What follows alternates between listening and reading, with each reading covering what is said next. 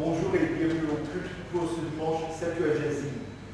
Les dimanches avant Carême sont marqués par à peu près le nombre de jours avant la fête de la résurrection de notre Seigneur Jésus-Christ. Septuagésime veut dire qu'il y a à peu près 70 jours avant la fête de la résurrection de Jésus. Dimanche prochain, ça va être sexagésime, merci. Et après ça, quinquagésime, à peu près 50 jours avant la fête de la résurrection. Et c'est un rappel que nous allons être ressuscités, que chaque jour où nous nous rassemblons, c'est pour fêter la victoire de notre Seigneur Jésus-Christ. C'est la raison pour laquelle on a le culte de dimanche. C'est toujours une fête de la résurrection de notre Seigneur. Ainsi, nous commençons avec notre premier cantique, le numéro 2106 dans le recueil Alléluia. Voici ton jour, Seigneur. C'est un rappel que c'est le jour du Seigneur aujourd'hui et il nous invite à nous approcher de lui et d'entendre sa parole et d'être encouragés par son œuvre. Voici ton jour, Seigneur.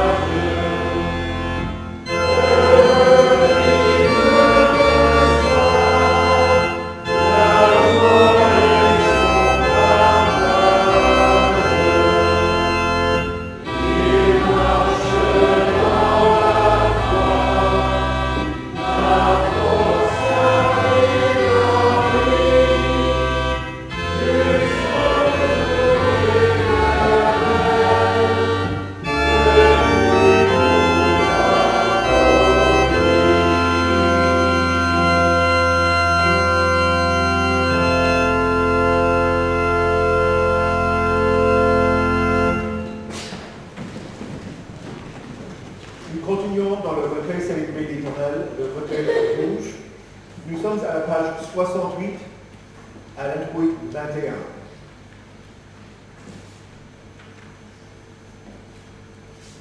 Béni sois-tu, Éternel, Dieu de nos pères, tu es juste dans tout ce que tu nous as fait. Je t'aime, Éternel, ma force, Éternel, mon rocher, ma forteresse, mon libérateur. Mon Dieu, mon rocher où je trouve un abri, mon bouclier, la force qui me sauve, mon rempart. Tu sauves le peuple qui s'humilie, tu caresses les regards hautains. Les voies de Dieu sont parfaites. La parole de l'Éternel est pure. Il est un bouclier pour tous ceux qui se confient en lui. Tu me donnes le bouclier de ton salut, la main droite me soutient, et je deviens grand par ta bonté. Nous continuons dans le recueil Célébrer l'Éternel à la page 6 pour le début du culte. Au nom du Père et du Fils et du Saint-Esprit. Amen. Nous chantons la gloire.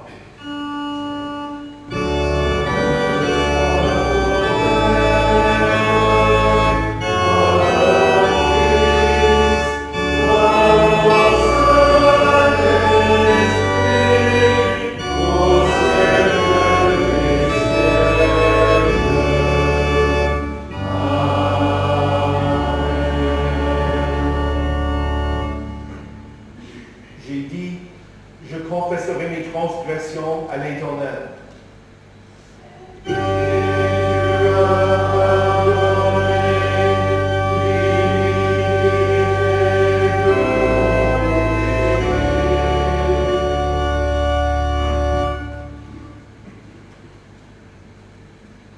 Dieu Tout-Puissant, notre Créateur et notre Père, nous reconnaissons et nous confessons que nous avons péché contre toi, en pensée, en parole et en acte.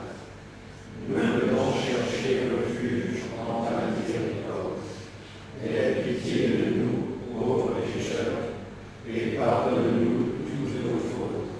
Pour l'amour de Jésus-Christ, notre Seigneur, aide-nous par ton Saint-Esprit à mieux connaître ta sainte volonté, et rends-nous obéissants à ta parole, par Jésus-Christ, ton Fils, notre Sauveur. Amen. Nous chantons Seigneur, aie pitié de nous.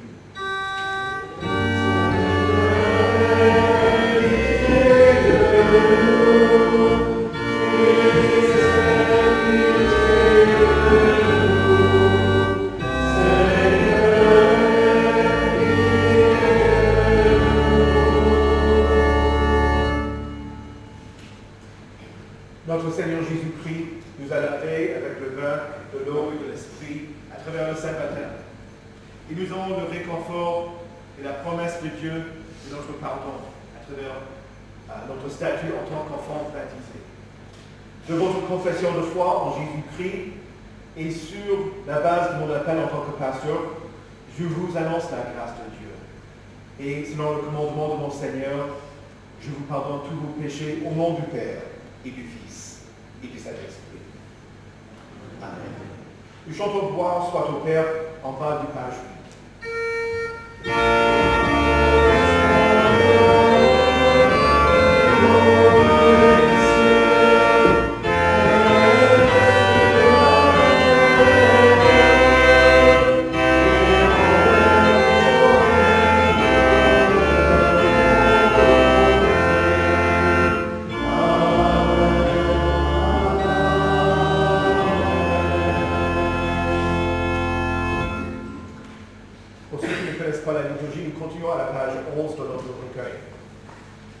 Le Seigneur soit avec vous.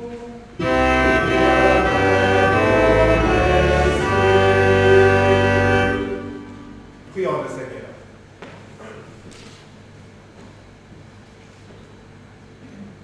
Ô Seigneur, nous te supplions d'écouter favorablement les prières de ton peuple, afin que nous, qui sommes justement châtiés pour nos offenses, nous puissions être miséricordieusement délivrés par ta clémence, à la gloire de ton nom. Par Jésus-Christ, ton Fils, notre Seigneur, qui vit et règne avec toi et le Saint-Esprit, un seul Dieu, maintenant et pour les siècles des siècles.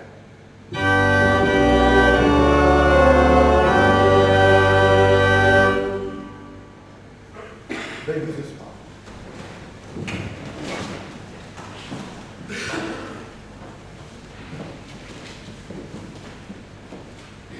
Dans notre lecture de l'Ancien Testament, nous allons entendre la prophétie de Jérémie au chapitre 17, les versets 5 à 8. Voici ce que dit l'Éternel. Maudit soit l'homme qui fait confiance en ce qui est humain, qui prend des créatures pour appui et qui détourne son cœur de l'Éternel. Il est pareil un genévrier dans la plaine. Il ne voit rien venir de bon. Il habite les endroits brûlés du désert, une terre salée et sans habitants. Béni soit l'homme qui fait confiance à l'Éternel et qui place son espérance en lui. Il ressemble à un arbre planté près de l'eau et qui étend ses racines vers le cours d'eau. Il ne s'aperçoit pas la venue de la chaleur et son feuillage reste vert. Lors d'une année de sécheresse, il ne redoute rien et il ne cesse pas de porter du fruit. Ici prend fin la lecture de l'Ancien Testament. Nous chantons « Ô notre Dieu » à la page 11.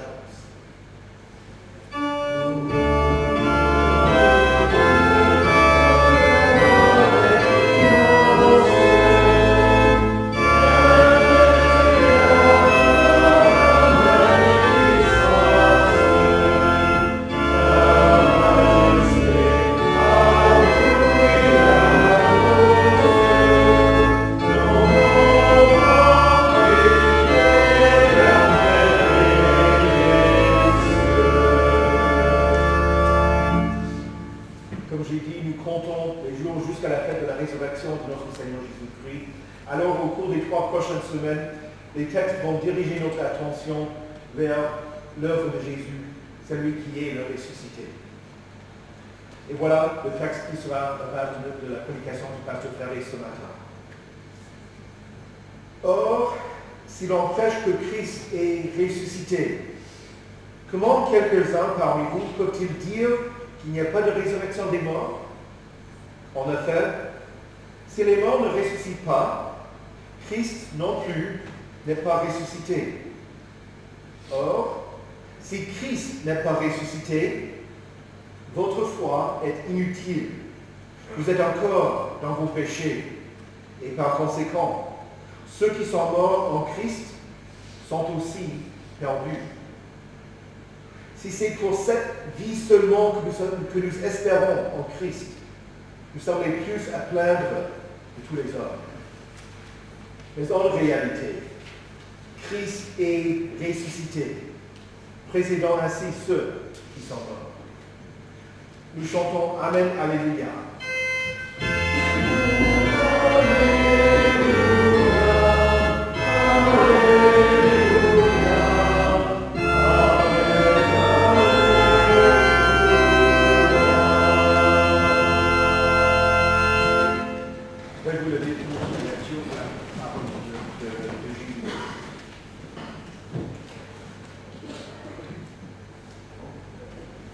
Jésus descendit avec eux et s'arrêta sur un plateau où se trouvait une foule de ses disciples et une multitude de personnes de toute la Judée, de Jérusalem et du littoral de Tyr et de Sidon. Ils étaient venus pour l'entendre et pour être guéris de leur maladie. Ceux qui étaient tourmentés par des esprits impurs étaient guéris. Et toute la foule cherchait à le toucher parce qu'une force sortait de lui et les guérissait tous.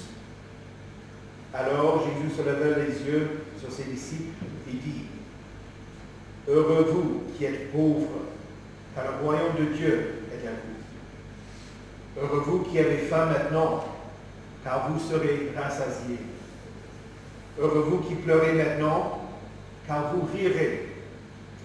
Heureux serez-vous lorsque les hommes vous détesteront, lorsqu'ils vous chasseront, vous insulteront et vous rejetteront comme des êtres infâmes à cause du Fils de l'homme. Réjouissez-vous ce jour-là et sautez de joie, car votre récompense sera grande dans le ciel. En effet, c'est de la même manière que leurs ancêtres traitaient les prophètes. Le malheur à vous, riches, car vous avez votre consolation. Malheur à vous qui êtes comblés maintenant, car vous aurez faim. Malheur à vous qui riez maintenant, car vous serez dans le deuil et des larmes. Malheur lorsque tous les hommes diront du bien de vous, car c'est de la même manière que leurs ancêtres traitaient les prétendus prophètes. Ici prend fin la lecture de l'Évangile.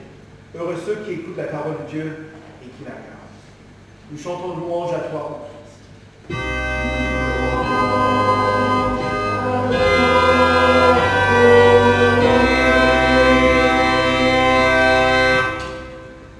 Avec l'Église universelle, nous confessons notre foi en Dieu le Père, le Fils et le Saint-Esprit. Nous utilisons le symbole des apôtres qui se trouve à la page 14 dans notre recueil Célébrer l'Éternel.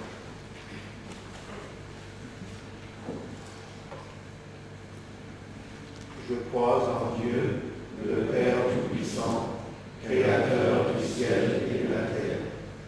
Je crois en Jésus-Christ, son Fils unique, notre Seigneur, qui a été conçu du Saint-Esprit et qui est né de la Vierge Marie. Il a souffert sous Ponce Pilate, il a été crucifié, il est mort, il a été enseveli, il est descendu aux enfers. Le troisième jour, il est ressuscité des morts, il est monté au ciel, il siège à la droite de Dieu, le Père Tout-Puissant, et il viendra de là pour juger les vivants et les morts. Je crois au Saint-Esprit, la Sainte Église universelle, la communion des saints, la rémission des péchés, la résurrection de la chair et la vie éternelle. Amen. Veuillez vous asseoir, nous continuons dans notre recueil Alléluia avec le cantique 34, 21. Amen.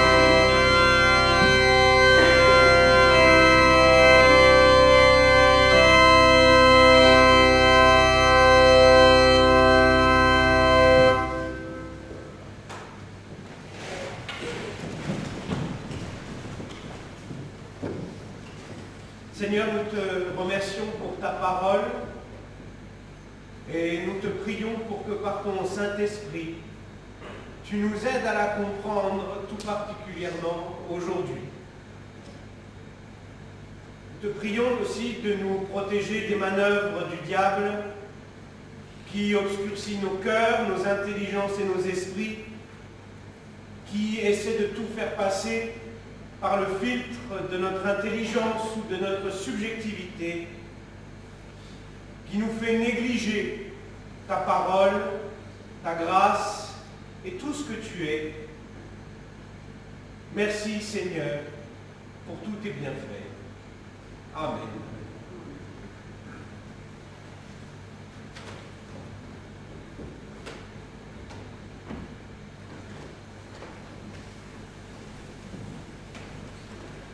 Que la grâce de notre Seigneur Jésus-Christ, l'amour de Dieu le Père et la communion du Saint-Esprit soient avec vous tous. Amen. Vous pouvez reprendre vos places.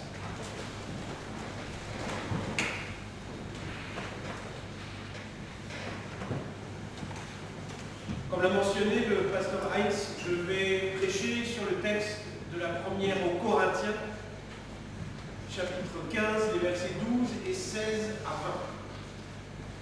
Ce texte nous invite à poser la question difficile mais nécessaire de la croyance en la résurrection. Dès le verset 12, l'apôtre Paul nous dit « Or si l'on proclame que le Christ s'est réveillé d'entre les morts, comment quelques-uns d'entre vous peuvent-ils dire qu'il n'y a pas de résurrection des morts ?» Même pour des gens qui ont été contemporains du Christ, qui sont arrivés très peu de temps après, croire en la résurrection était compliqué, car en effet c'est une insulte à la raison que d'imaginer que quelqu'un puisse revenir d'entre les morts. Il y a deux manières de mal croire en la résurrection. Et on peut certainement d'ailleurs faire les deux en même temps. Soit on nie la réalité matérielle de la résurrection, on dit que ce n'est pas possible, que le tombeau n'était pas vide, qu'on nous a menti, que en fait tout ça c'est une conspiration des apôtres qui ont écrit une version de l'histoire qui les intéressait et ils l'ont fait croire aux autres. Et la deuxième manière de mal y croire, c'est de nier la réalité spirituelle de la résurrection. Mais je développerai ça un peu plus tard. Il n'y a pas longtemps, c'était cette semaine, je suis tombé sur une espèce de dialogue sur Internet entre deux théologiennes suisses, visiblement réformées. Et ils parlaient, non pas de la résurrection précisément, mais ils parlaient des choses miraculeuses que notre Seigneur a faites, et en particulier du fait qu'il ait marché sur les eaux.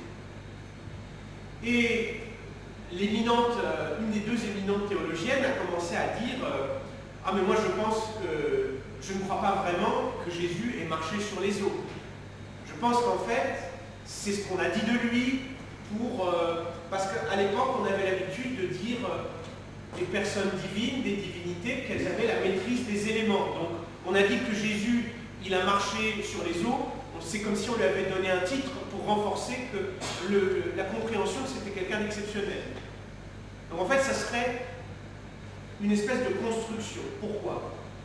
Parce que, encore une fois, c'est intolérable, pour la raison de se dire qu'un homme et un Dieu en même temps puissent marcher sur les eaux.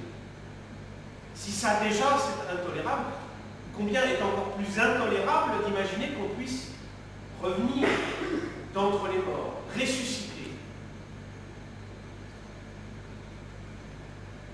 L'incrédulité, quand on nie la réalité matérielle de la résurrection, c'est notre incrédulité qui parle. Et cette incrédulité, elle ne vient pas de nulle part. Elle a pour origine toujours le même vice qui est accroché à notre cœur depuis le commencement, notre orgueil. C'est l'orgueil qui nous fait être incrédules. C'est l'orgueil qui nous fait rejeter les miracles, et ce miracle en particulier. C'est l'orgueil qui nous convainc que non, ce n'est pas possible. Il ne peut pas y avoir un événement surnaturel qui ait pu survenir comme ça. Parce que notre orgueil veut s'attacher aux choses qu'il comprend. Et s'il comprend quelque chose, il peut le maîtriser. Si soudainement j'apprends qu'il est possible que des choses extraordinaires arrivent, je vais perdre pied. Tout ce sur quoi j'ai construit ma compréhension du monde, de ce que je suis et de ma vie, va vaciller. La résurrection met le sceptique dans une position délicate. Car soit il peut s'en remettre à la science, à ce qui est matériel, à ce qu'il peut prouver, soit il accepte qu'il y a une inconnue. Et s'il y a une inconnue, cette inconnue seule peut faire s'effondrer tout le château de cartes de sa connaissance scientifique. Car une seule exception suffit. Un seul Christ, une seule résurrection suffit pour remettre en question tout ce qu'on sait de la vie et de la mort. Car il suffit d'une personne qui en revient et qui en témoigne pour que nous apprenions tous que cette existence n'est pas un aller simple, mais qu'il y a bien quelque chose après. Et ça pose bien sûr une autre question après. C'est que s'il y a quelque chose après la vie, comment est-ce qu'on fait pour y accéder? Et ça, c'est la question encore plus difficile à poser et à laquelle nous devons répondre. Mais là, on rentre sur le terrain spirituel que j'aborderai un peu après. Continuons dans le texte de Paul, versets 16, 17 et 18. En effet, si les morts ne se réveillent pas, le Christ non plus ne s'est pas réveillé. Et si le Christ ne s'est pas réveillé, votre foi est futile. Vous êtes encore dans vos péchés et ceux qui se sont endormis dans le Christ sont perdus. Si on ne croit pas à la résurrection, notre foi est futile. Ça veut dire que nous passons à côté de Dieu. Nous le disons chaque dimanche dans le credo, nous devons croire en la réalité matérielle de la résurrection. C'est un événement qui s'est bel et bien produit. Et si nous ne croyons pas à cela, nous ne pouvons pas nous compter parmi les chrétiens. Et je le dis sans aucune hésitation, toute personne, pasteur ou théologien, homme ou femme, vieux ou jeune, qui met en cause la résurrection, sa réalité matérielle, s'exclut de fait du christianisme. Nous ne pouvons pas dire que cette personne est chrétienne. Car, et nous allons le voir un peu plus loin, de la réalité de cette résurrection dépend immensément de choses pour nous. Si la résurrection n'est pas, la foi est futile, pas de résurrection des morts. S'il n'y a pas de résurrection des morts, alors à quoi ça sert de vivre? On retourne à ce que disait l'Ecclésiaste. Tout est vanité. Tout n'est qu'un aller simple. Vous allez produire quantité de choses dans votre vie, et vous serez oubliés comme tous les autres. Et ce que vous aurez bâti disparaîtra. Donc la vie ne sert à rien. La vie est un jeu à somme nulle. On commence à zéro et on termine à zéro. Et entre-temps, puisque de toute manière personne ne s'en souviendra d'ici une ou deux générations, même pour ceux qui nous suivent, ça ne sert pas à grand-chose. La résurrection en elle-même, la réalité matérielle de la résurrection, donne le sens de notre existence. Répond à la terrible question de « qu'est-ce que je fais ici? Pourquoi je suis là? À quoi ça sert d'être là ?» La résurrection du Christ donne la réponse. Parce qu'il y a quelque chose après. Parce qu'avec lui, on a la preuve qu'il y a quelque chose après et qu'on ne peut plus en douter. Voilà pourquoi, voilà déjà une bonne raison de ne pas nier cet événement et de ne pas passer à côté. Une autre bonne raison que nous affirme ici Paul, c'est que si le Christ ne s'est pas réveillé, que notre foi est futile, nous sommes encore dans nos péchés. Et ça, c'est terrible. Parce que ça veut dire que si nous sommes encore dans nos péchés, nous ne sommes pas libérés de la mort. Car le salaire du péché, c'est la mort. Si donc il n'y a pas de résurrection, il n'y a pas de ticket de sortie. La porte est fermée. Et on est emprisonné ici. On ne sortira pas de ce monde. La résurrection du Christ, ça veut dire qu'il existe une sortie. Il existe une porte. Et que cette porte, il est possible de la franchir dans un sens et dans un autre. Il est possible de ne pas être pour toujours esclave de notre péché. Il est possible d'être libre. Et qui dit libre dit pardonner. Et qui dit pardonner dit vie, dit en vie. Pour toujours. La mort est une condamnation. La mort n'était pas prévue. La mort n'est pas notre destinée. Voilà tout ce que le Christ nous dit. On peut éviter ça. Voilà ce que la résurrection nous prouve. On peut éviter la mort.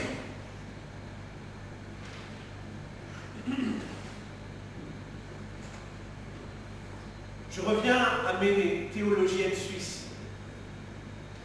Si on ne croit pas à la résurrection, alors ça sert à quoi d'être chrétien? Que devient le christianisme sinon une théologie de salon, où on se plaît, on se félicite les uns les autres, qu'on est bien croyants, qu'on a fait des bonnes choses, qu'on a une connaissance que les autres n'ont pas, qu'on a lu un livre que les autres n'ont pas lu, et on devise ensemble à tour de rôle sur la meilleure manière de le comprendre et de l'appliquer ce livre. La foi chrétienne est une foi qui, dans son essence même, est vitale. Votre vie entière dépend de votre foi. Si vous ne croyez pas, vous mourrez. Si vous ne croyez pas que la résurrection c'est vrai, vous ne serez pas ressuscité. Si vous ne croyez pas que le Christ est Dieu, vous ne verrez pas son royaume, ni la vie éternelle. La foi chrétienne est fondamentalement une question de vie ou de mort, car elle apporte la solution au problème du mal, du péché et de la mort.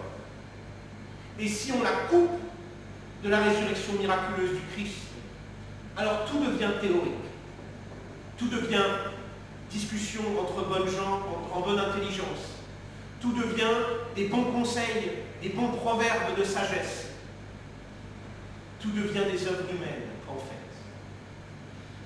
Parce qu'on retire ce qui vient de Dieu. On retire le mystérieux, on retire l'inexplicable. On retire l'inattendu. Il ne reste que ce que nos intelligences peuvent produire entre elles en discutant bien au chaud autour d'un café ou d'un chocolat, selon les goûts.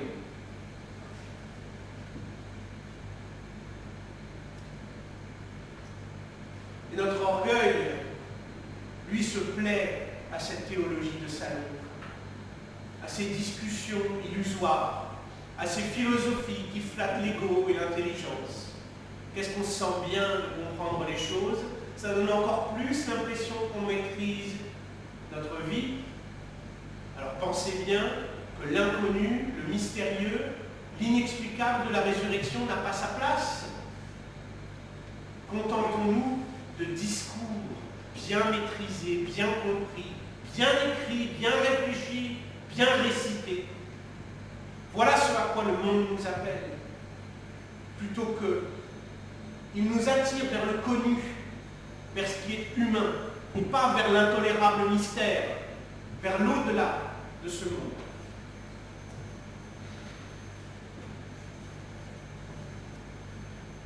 Je continue avec le verset 19. Si c'est pour cette vie seulement que nous avons mis notre espérance dans le Christ, nous sommes les plus pitoyables de tous. Il n'y a pas que mes théologiennes libérales suisses qui doutent de la résurrection ou qui n'y croient pas de la bonne manière. Il y a aussi nos amis charismatiques qui reprennent du poil de la bête en ce moment. Puisque eux, leur problème, c'est pas tant qu'ils ne croient pas en la réalité matérielle de la résurrection, mais c'est qu'ils ont beaucoup de mal avec la dimension spirituelle de la résurrection. Parce que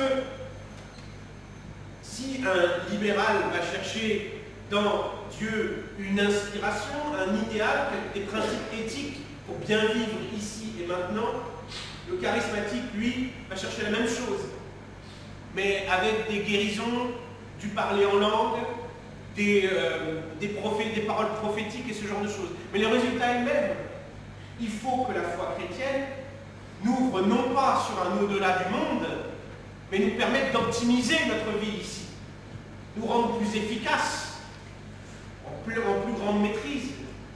Vous voyez de nouveau ce qu'il y a derrière. Cet orgueil qui veut absolument maîtriser les circonstances, qui veut absolument que vous ayez la vie dont vous rêvez, terminer les inquiétudes, les anxiétés, terminer la maladie, terminer le manque d'argent, terminer les insuffisances en tout genre.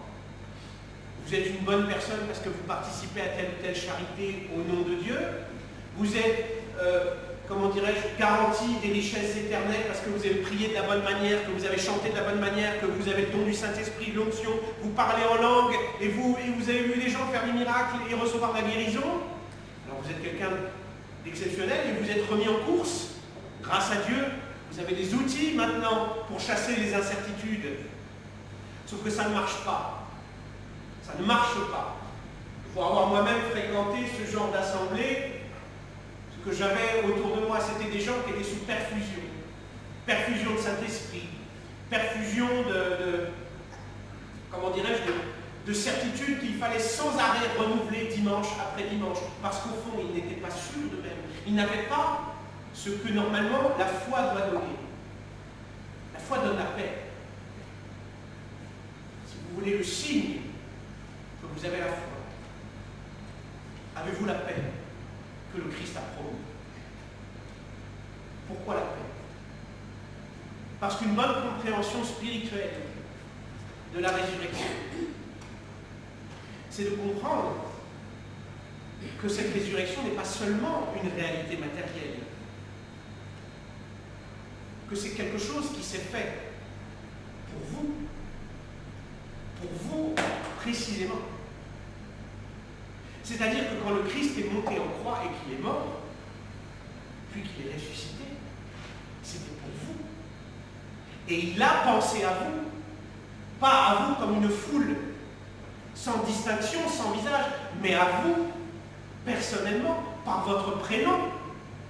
Il savait, même si vous n'étiez pas encore né, que vous seriez concerné par ce qu'il allait faire. Et si on commence à s'ouvrir à cette dimension spirituelle et qu'on comprend que la résurrection n'est pas juste un événement historique il y a 2000 ans auquel il faut croire, le diable y croit aussi, hein, il était présent. Mais c'est bien plus que croire que c'était vrai et que ça s'est passé, c'est croire que ça nous concerne. Si je crois que ça me concerne, alors j'ai soudainement un nouveau trésor qui m'est offert. Je vois ce que Dieu a fait pour moi. Je vois ce qu'il a fait, parcouru comme distance pour me rejoindre et pour me sauver. Et ce trésor-là, est-ce que c'est pas mieux que parler en langue? Est-ce que c'est pas mieux que chasser les démons? Est-ce que c'est pas mieux que faire je ne sais quelle guérison? Est-ce que c'est pas mieux que d'être investi, que d'être une bonne personne parce qu'on a les bons principes éthiques, parce qu'on aurait bien lu la Bible? Est-ce que la vie éternelle, c'est pas bien plus grand que tout ça? Est-ce que le pardon de mes péchés, ça vaut pas plus que toutes ces fausses certitudes orgueilleuses vers lesquelles Satan et le monde m'attirent? Dieu me montre l'infini. Dieu me donne l'infini. Et je n'ai rien à faire. Je n'ai qu'à le recevoir et le prendre avec la foi que lui-même me donne.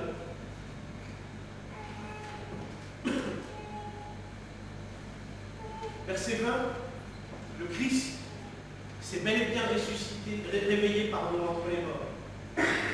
Il est les prémices de ceux qui se sont endormis.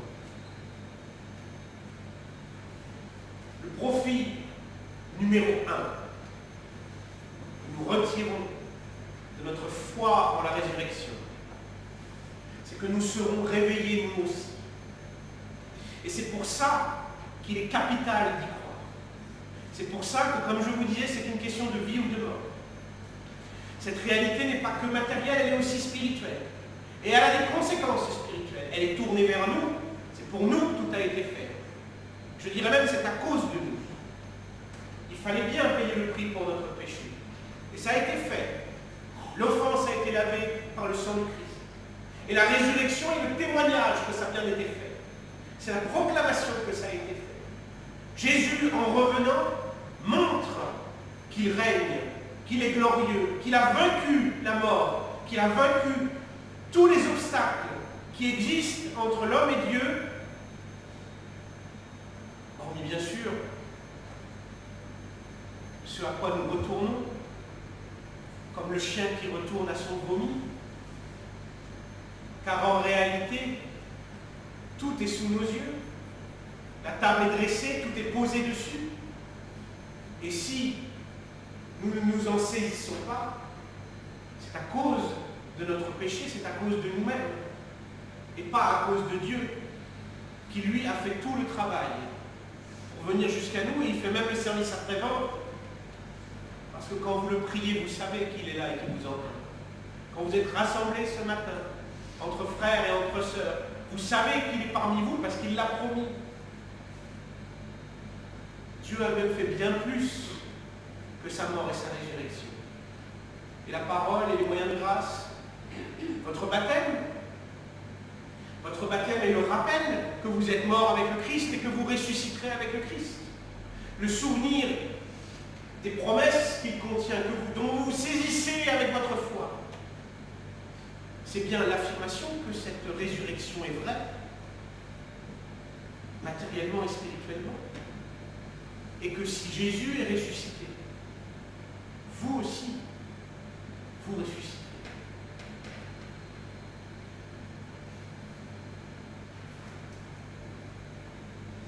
Par sa parole, par son évangile, Dieu s'assure que vous soyez transformés, pour que vous puissiez mieux accueillir et mieux comprendre sa résurrection.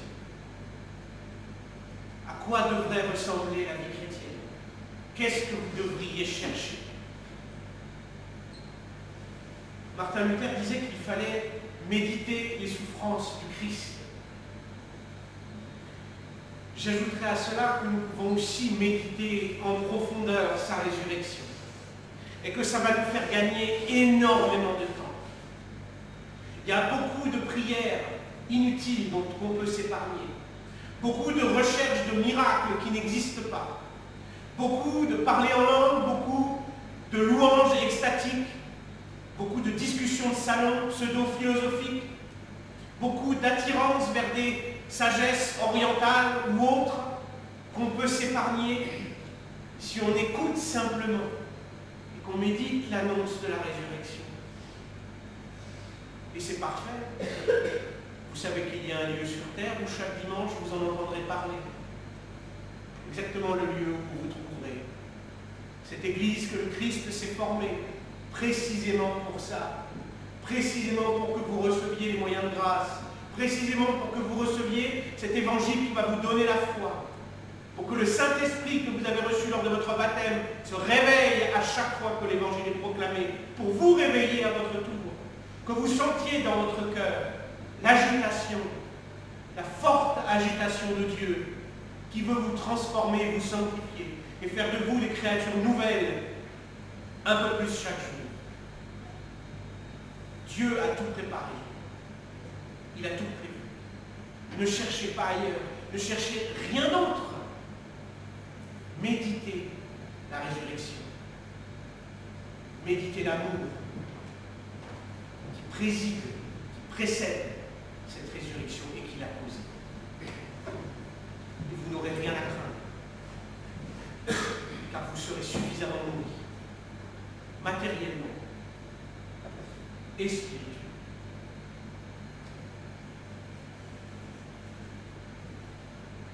Et j'ajouterais aussi que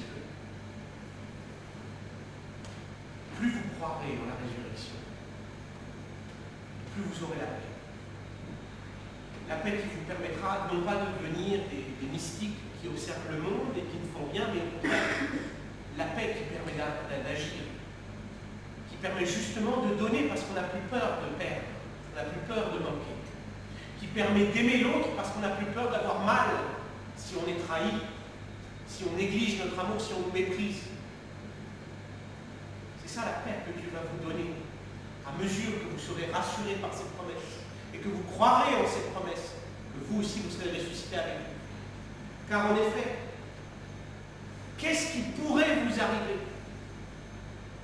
Maintenant que vous savez que vous avez le ticket de sortie, que vous savez qu'il y a une porte et que derrière la porte il y a la vie éternelle, qu'est-ce qui pourrait vous arriver?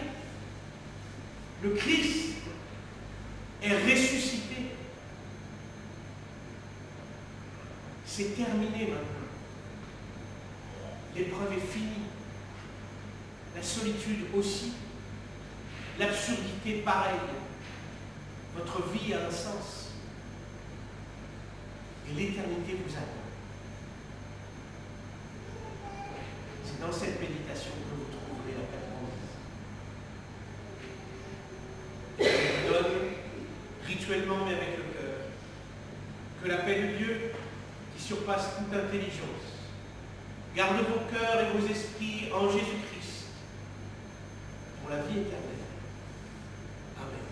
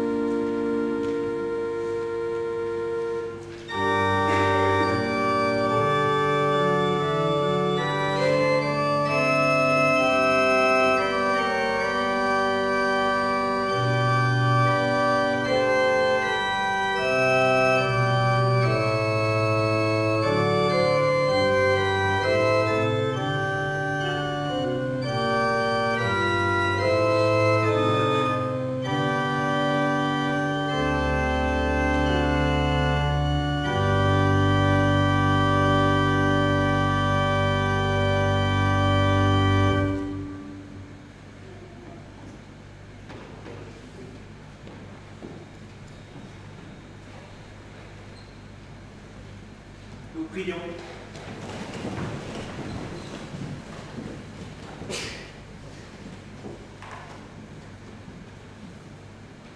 Seigneur notre Dieu, nous t'implorons d'augmenter notre foi pour que nous puissions pleinement nous saisir de ta résurrection, pour que ce soit non pas une simple information, mais une réalité concrète dans notre vie de tous les jours, une source d'espérance, de force, de paix. Tu connais, Seigneur, nos béances, nos souffrances, nos manques, et nous savons que tu es le seul qui a le remède, le seul qui peut nous guérir. Alors, Seigneur, nous t'en prions. Guéris-nous par ta résurrection. Et nous te prions pour que cette guérison ne soit pas que pour nous, mais pour l'Église tout entière. Tu as annoncé et donné ton corps pour nous, Seigneur Jésus. Et ce corps aujourd'hui est en piteux état, car il est traversé par toutes sortes d'hérésies, de contradictions, de paradoxes, de choses qui n'ont pas leur place en toi.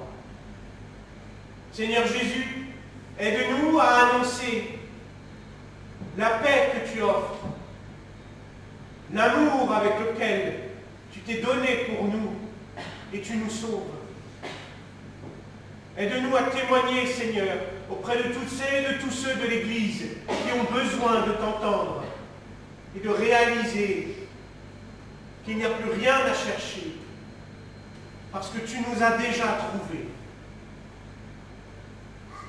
Et enfin, Seigneur, nous te prions pour ce monde si divisé et si agité de guerre, d'insatisfaction, de différences irréconciliables. Seigneur, nous sommes pauvres et démunis face à tout cela. Mais aide-nous, Seigneur, un jour de plus, à croire en ta puissance, à croire en ta gloire, qui nous donnera les mots pour convaincre, qui fera se lever des serviteurs de partout pour être des ouvriers de paix,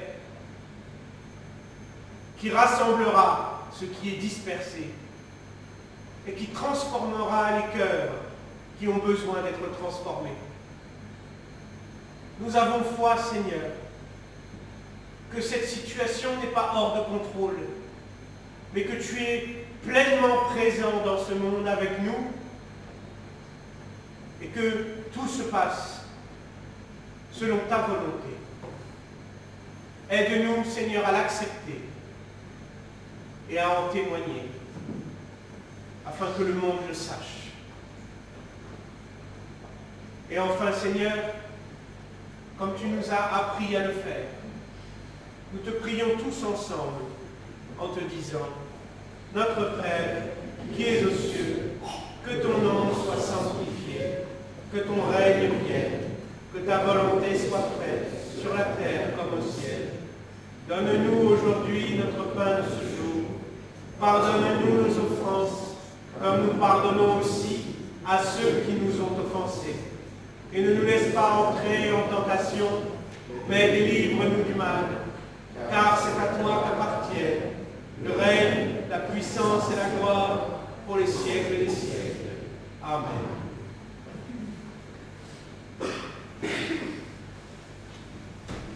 Nous continuons dans notre recueil, Alléluia, avec le cantique 34-15, Mon Rédempteur est vivant.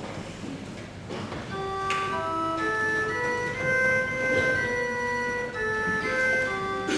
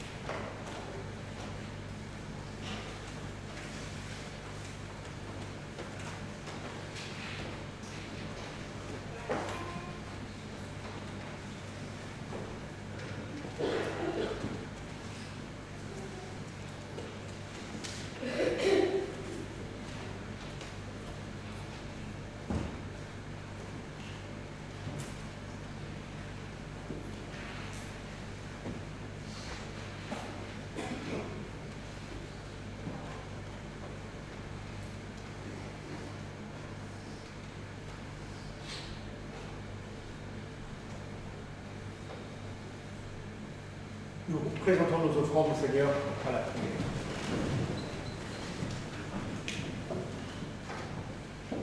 Seigneur Jésus, tu t'es offert en sacrifice pour le rachat des hommes.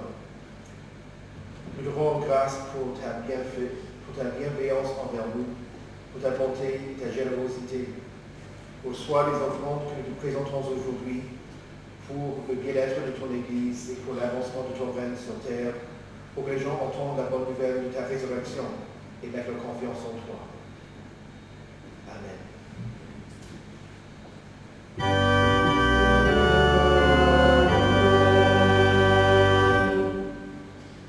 J'invite le pasteur Faré à me joindre en vous donnant la bénédiction de Dieu. Que le Seigneur vous bénisse et vous garde, que le Seigneur fasse luire sa face sur vous et qu'il vous accorde sa grâce, que le Seigneur tourne son visage vers vous et qu'il vous donne sa paix. Amen. Nous chantons la gloire.